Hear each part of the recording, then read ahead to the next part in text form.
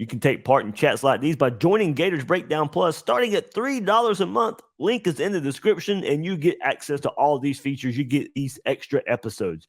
You get access to the Discord server, where you get to have text chats. It takes part in chats like these as well.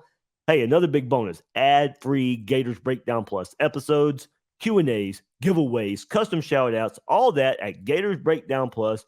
Link is in the description. Come join us. We could all come up with, probably, 6, 7, 8 names that we probably think, okay, show that, thank you for your time in orange and blue, and, let's go make this team better. Certainly, I think we could come up with some guys. But, I don't know how Billy Napier will attack that part of it. I don't think he's the type that's really going to, just cut guys off the roster. It doesn't feel like we would be that aggressive either for this spring portal, unless we were forced to. So losing 8 guys and, only targeting 2 or 3 or 4, in the portal, receivers, edge rushers, the spots we really need. That would put us, giving 4 scholarships to walk-ons or something, just to make sure we're deep enough at the position in the fall. Well, here's part of that in the transfer portal. We all know it happens, but tampering happens 2 and 4. So I'm sure there's a plan in place. You just heard Chot say he knows of one, and look, we know behind the scenes you're talking to guys that may have interest and guys who may end up being on your team. So it's not going to be this huge surprise if you got 4 guys lined up that want to come to Florida right now. You probably are going to have to make those tough decisions. Yeah, you're right. If you've already got them lined up in the background, and then they're dead weight. The other guys, whoever, if you can bring in instant starters or impact players, then you definitely would cut 4 players that are backups or third string. Absolutely.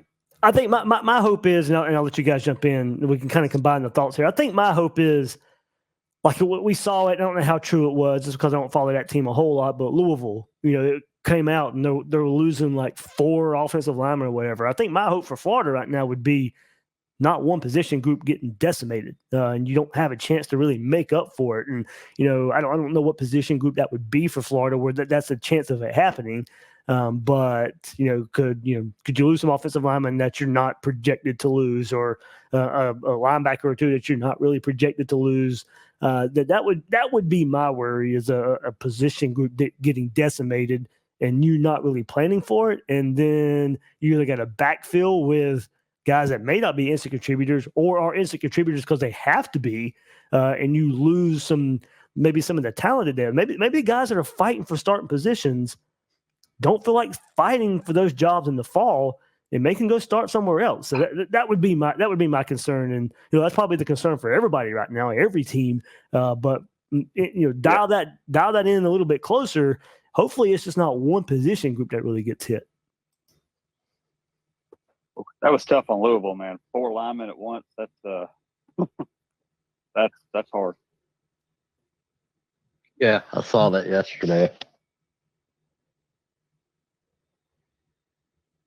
Yeah, they run air raid. They don't need them too bad. But yeah, you're right, Dave. That would be the biggest fear, is losing somebody that we are expecting that it could be a big contributor to this upcoming season.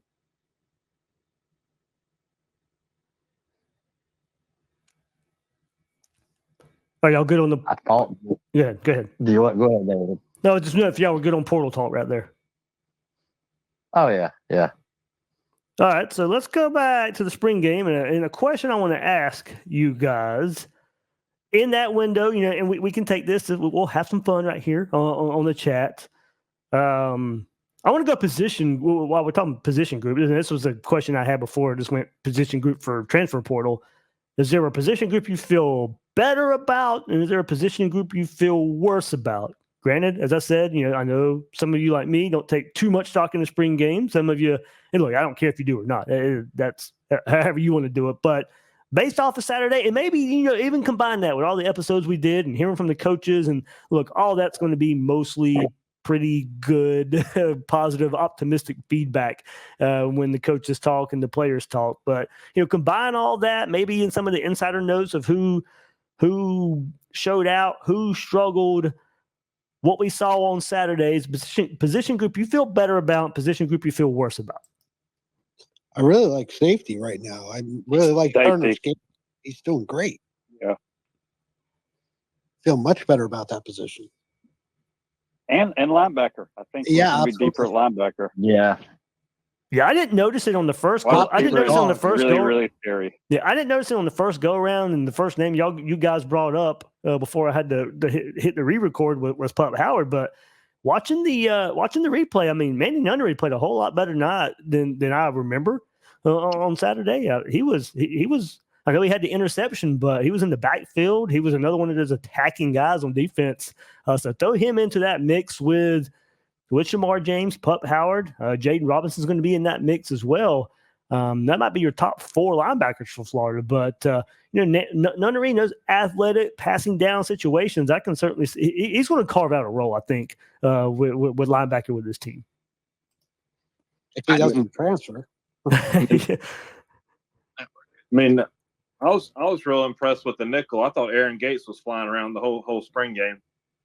Man, Gates looks good. Man. he did. I really like it. He was another on the replay that I noticed that I didn't notice originally. And like I mentioned Sharif Denson earlier too.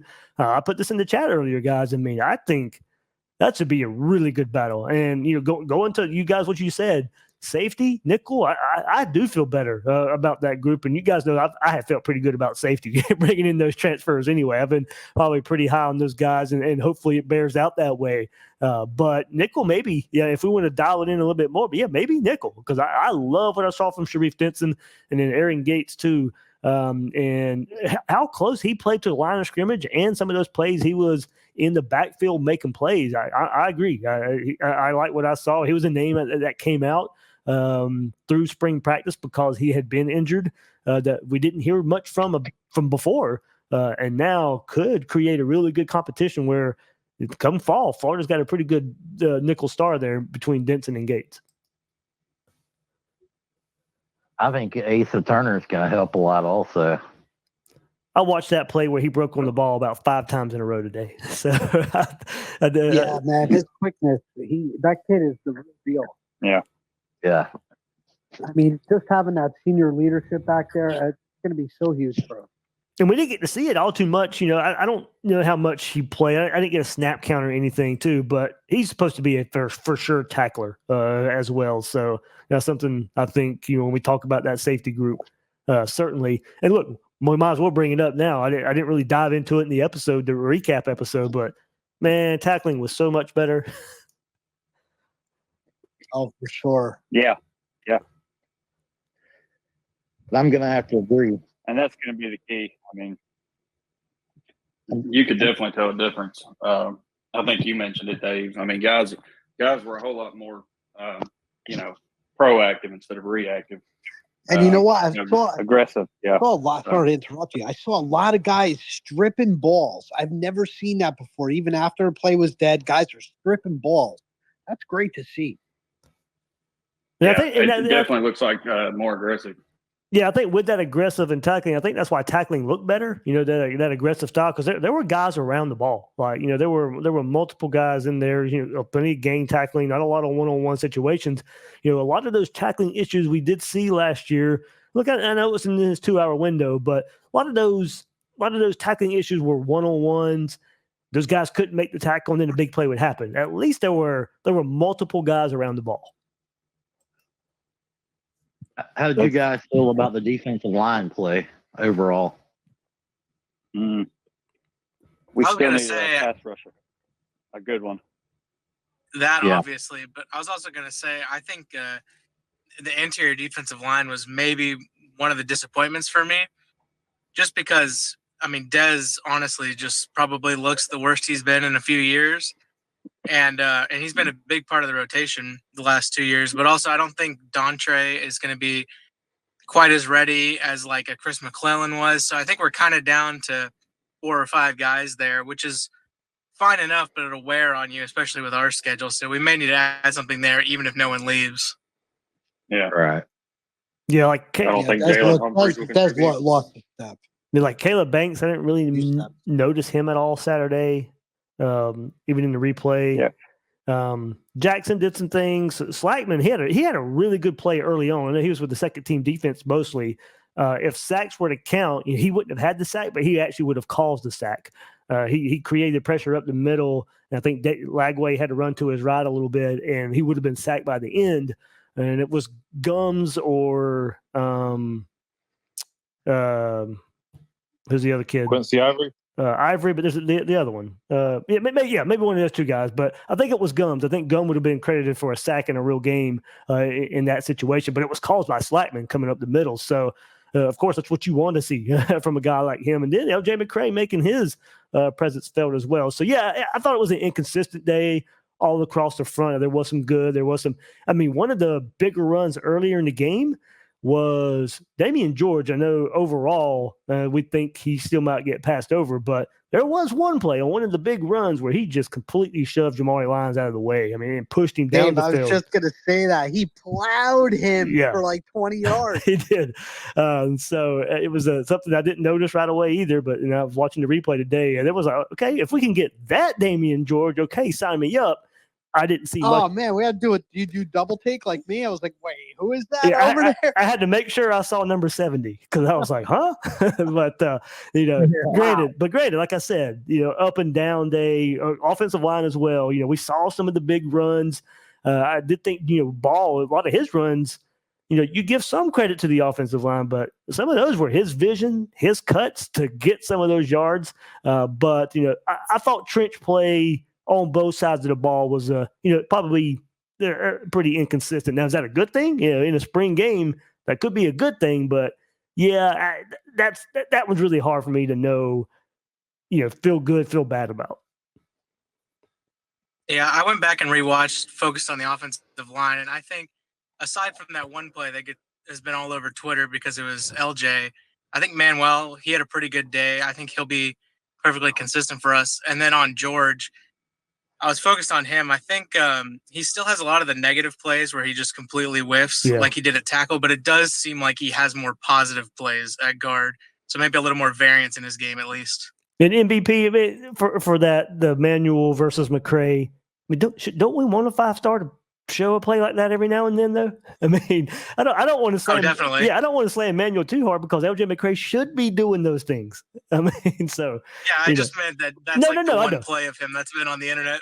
Yeah. I didn't mean that. Yeah, I didn't mean that at you. That's like you said. It's been the play that everybody's been sharing, and I have seen it where it's probably more credit to McCray, but then I'll see somebody, Devin Manuel's not ready. That play is not going to tell me if he's ready or not. Yeah, he's just a big guy. It's hard to keep up with a, fast little freshman making a move. Hey, MVP, what did you think about Crenshaw Dixon? I don't know. He's consistent, but I don't think he's consistently great. Kind of reminds me of this last year's Barber. He can make some plays. He won't be a total div, but not great. Right. Yeah, it's kind of how I felt about it too. But yeah, I don't know. The offensive line looked more of about the same. I mean, I didn't really see anything that we're making gains in that position. It looked about like what we've seen. It's a consistent offensive line for Florida. Yeah, that's true. But against your better, conference competition, those guys probably get their lunch. That was the one thing I was really looking forward to. I really wanted to be excited over that line. It's just there was nothing there to really do that. And I do think, hopefully that's the ugliness of a spring game. I do think Slackman could probably play with that starting group a little bit more. Like I said, he was with the second team defensive line. Yeah. So, I think the way it was broken up a bit hopefully can help the defense. But, the starting offensive line was pretty much what we thought it would be, minus maybe Barber on the left side. But, I do think, and I think while we talked in Portal a while ago, interior offensive line is probably a spot that they'll be targeting as well to maybe create some of that competition. That Bryce Lovett's name was brought up, and there was a lot of talk coming up, but there was not a whole lot to look forward to in the spring game for the young offensive linemen. So look, like I said, that's only one window, the only window we get to see. Hopefully, the talk of him rising up through spring practice was true, and he's going to continue to compete for a starting job. But Saturday was not a look in the right direction there. Anticlimactic. Yeah. So, I mean, is the general consensus that, Barber may be better on the right side? Or, I mean, does it even matter at this point? Yeah, I don't know. It doesn't seem like the staff thinks that. I I think don't it's know. like a toss-up, no? Yeah. I know I'd seen something the other day that, he said he played, injured pretty much all year last year, but I don't know that even fully healthy, he's well suited for the left side. But yeah, I just wonder how much it may have played into it, but probably not a whole lot. But We'll just bring Tarquin back.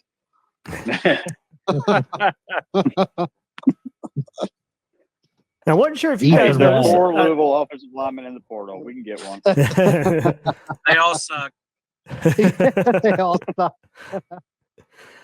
I mean, going toward the beginning of the game, I thought we saw Mertz, try to take a deep shot to K-Jack, and then on that third down, did find K-Jack on a slant for a first down. I didn't notice until the replay that it was Jackson versus Moore, one-on-one, Moore press coverage, and K-Jack beats him on the inside slant there for a first down. So that was good to see to some point. I know that the joke was, now you're telling me we don't have a defensive back. So, but that was good to see for Jackson, because at least that's what I wanted to see from him, is more of he made some highlight plays last year, but we need the consistent third down possession receiver, go get a first down when it's really needed. So there was one example of that. Don't want to make too much of it, but we did see it. But receivers, but besides Wilson, of course, Burke had his moments as well. But I know as people said, as much as the same, not a whole lot of separation. Definitely for the deep balls. The deep balls early, the calls that were there early in the game, you could tell they were calling those, but Mertz didn't let the ball go, and from what I could tell, probably shouldn't have let the ball go. I know part of trying to hit the balls down in the field was trust his receivers a bit more, but I probably wouldn't have trusted throwing the ball in those situations either. DK didn't impress me a whole lot. Yeah, there wasn't. Yeah, I was going to say, sorry, Dave, go ahead. Yeah, I was just going to say, follow it up. Yeah, there wasn't a whole lot there Saturday from him. Not even a lot of targets. Well, I'm kind of like, I think Rooster mentioned it. I mean, those guys had the Wisconsin connection. I figured we'd see a little bit more than what we saw Saturday. But, I mean, guys are still working out the kinks and everything. So, I mean, it may be nothing to it. But yeah, the first, like I said, we don't get to see the scrimmages, and the first scrimmage was apparently he would lit it up. So, yeah, I think those two will be fine together. I'm just, I guess, we were hoping to see a little more Saturday, but it's not really a huge deal on the grand scheme. He didn't even get a catch until towards the end of the game, did he? Yeah, it was that nice first down, right? I thought he had one short. He had two catches. That slant. He had two catches. Here, I can look at it. He had two catches on the game. Yeah, he got one right on the sideline. Yeah, second quarter. But that was it was not even Graham Mertz. It was Millen for his first completion. I think it was the last drive of the game, Dave. Let's see. When they were going to sky, he had that right before Arlen. Yep. Was that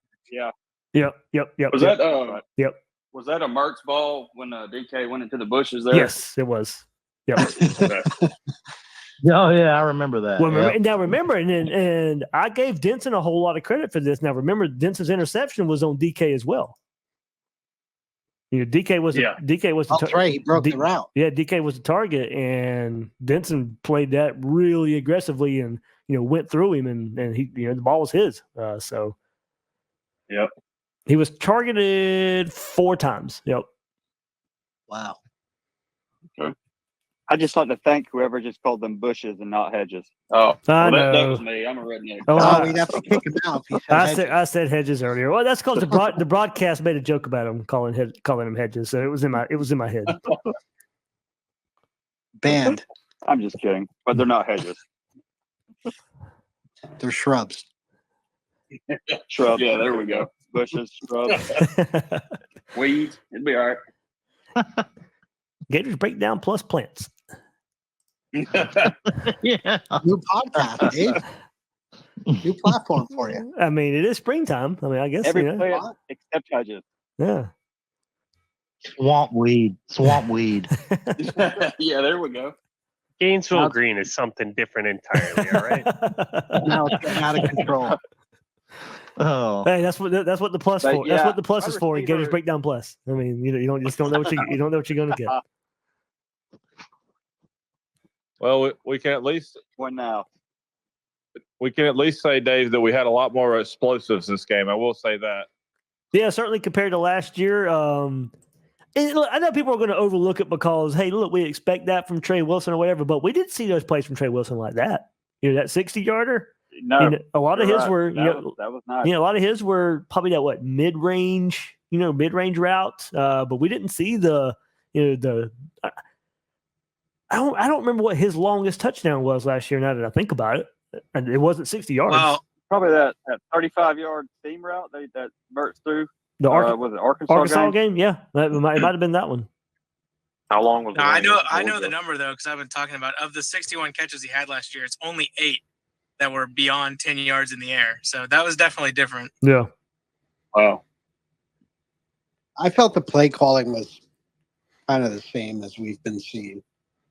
There wasn't anything that kind of jumped out behind the sticks, throw the pop past the Trey. It's kind of the same stuff over and over. I kind of want to see something new. yeah. I'm not going to You try to guys- defend Napier It's here, spring. but if you are going to open it up, are you going to show it in a spring game? Yeah, you're No, not. I mean I want to ask something different along the same lines. And I'm sorry for joining late. Did you guys talk about how much tight formation we ran? We haven't yet, but I No. do know that was brought up. Credit for Hal throwing some football strategy on Twitter too. But he did mention, a lot more tight formations for Mertz and a lot more spread out formations for Lagway, of course. Spread And for Lag. it makes a little more sense with given Lagway being able to run a bit. But he did throw that out there. But apparently, it may be something more Mertz is more comfortable with as far as the tighter routes.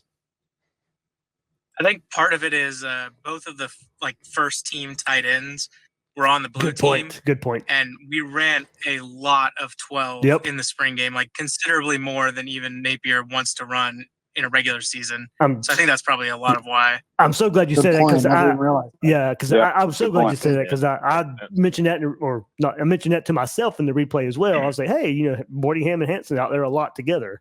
That makes complete sense. And he did. But back And to that- wide receiver, I think we really need to find one in the portal, Dave. Well, that's something that if you find a number one receiver or at least someone who can play outside and you can leave Trey in the slot full time and everything, it'll help those 12 personnel sets a lot because you're just so much more dangerous when you only have 3 receivers on the field if you have a real outside threat. You mentioned that from what I can gather, they want to move Trey around. Mm-hmm. So Well, the thing that made me think of it was you're talking about how DK was matched up against Denson quite a bit.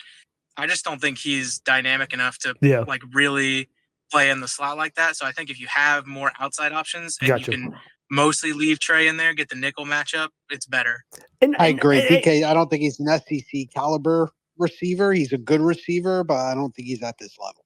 And look, not only that, I think there's a negative connotation on slot receivers. The game has changed. I mean, you go watch the NFL. I mean, slot receivers are, they are used. They are focused on in an offense now. The old adage of thinking the slot is the third guy and the third receiver, and the game has changed a bit now. And those guys are features in offenses now.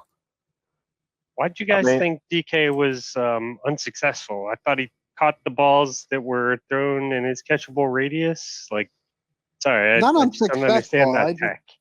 I'm sorry. I don't see the athleticism as a true SEC receiver. I think he's a good possession guy and will be a good option for Mertz. But there was nothing that really, that's just me, nothing that really popped out on me and what I've been hearing all spring on how good this guy is. But who am I? I'm not Billy Napier, so what does it matter? Some idiot sitting on my couch. Couch tweeters. Oh, Exactly. Lord, bringing that up. Here we go. Anyway, I was going back off your take, Dave, about the slot receiver.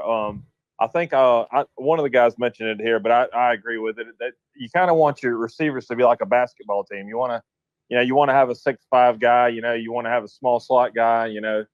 And guy, because when you get down to the end zone, you want a guy that can go up and get it. And fight for a ball when it's on third down. You're throwing against their best corner and stuff like that. I mean, I know you can use Trey Wilson in any kind of way. He can go up and get it and everything, but you definitely want that 6'5" guy. Yeah. That you just throw it up on third down and go get. Dallas Baker. Yeah, definitely. Yeah, I think you want to be able to move Trey around. You don't want to have to move him around. Is probably There you go. the best way to put it. Yeah. Great. Yeah, that's kind of what I'm saying. Great view. I think they're moving them around out of necessity, not necessarily because they want to. It's because they have to. Yeah, everyone's going to key in on him. Well, they do already, but still. What do we think we're going to get out of Mizell? Anything of value, or is he still kind of, a ways off? I mean, that was a good that He touchdown. flashed. That touchdown play Yeah, was a good route. yeah. I mean, That was a great route, great throw. and it had Tight to. window. Yeah, that route had to be run exactly like it was because he had to get up. He had to get past that linebacker, and he had to stay between the two safeties, and it was right there. And if we can get a jump out of him, man, that'd be huge. I'm expecting that. I think he showed enough. I think he's going to get a good amount of playing time. End of the year, I think that guy's going to be balling. Like this receiver Yeah, it depends group. a lot on what we bring in. Yeah, this receiver group. Me at the beginning of the year. Yeah, this If we receiver. make it to the end of the year. This receiver group might still be. They might be good. Better than good in that intermediate range. I think rightfully so. If the question remained coming into spring, and based off of the spring game, I guess down the field separation, explosion, and look, we'll get the answer in the spring game anyway. But I do think that question, is more than fair to still be out there. Can they push the ball down the field? Something different. Has Trey taken any of the pop pass, end around, jet sweeps, for any remarkable distance? Why do we keep feeding him that pass when he works great without it? Already moving. They like him moving, I guess. But he don't never get pops me- that. yeah, I He know, but does not explode for 50 No, yards. I'm saying It you're never right. I think happens. you're right. Yeah, but He's going your way. He's moving. 6-7 yards have their places in a game too. Yeah. Nah, come on. You don't need to get him hit for that. We got too many running backs for him to get fucking hit that way. Well, there's two main reasons in the Napier offense that he does that. One is because when you don't have a running quarterback, you've got to keep that edge player home. So sometimes you have to go around the end quick like that. And then two, Napier runs so much of that motion that you have to use it once in a while. Otherwise, they're just completely not going to respect it. Yep. So it could be someone else. I agree with that. I'd love to see Tank get in on some of those this year We when can run Trey's sprints, outside. right? Run Even Trell. halfback Throw sprint. Trell out there. Dude, I know I you got wouldn't mind temper it. expectations with a freshman, but I'm excited about Tank. Yeah. I wouldn't mind that play maybe more so if it, maybe a 2nd and 4, a 3rd and 3, I love that play. To I get, feel like it's always yeah, first. It's just not successful. yeah, to get we the, are to not get the doing first it down, well. to get the He's first down. on 1st and 15.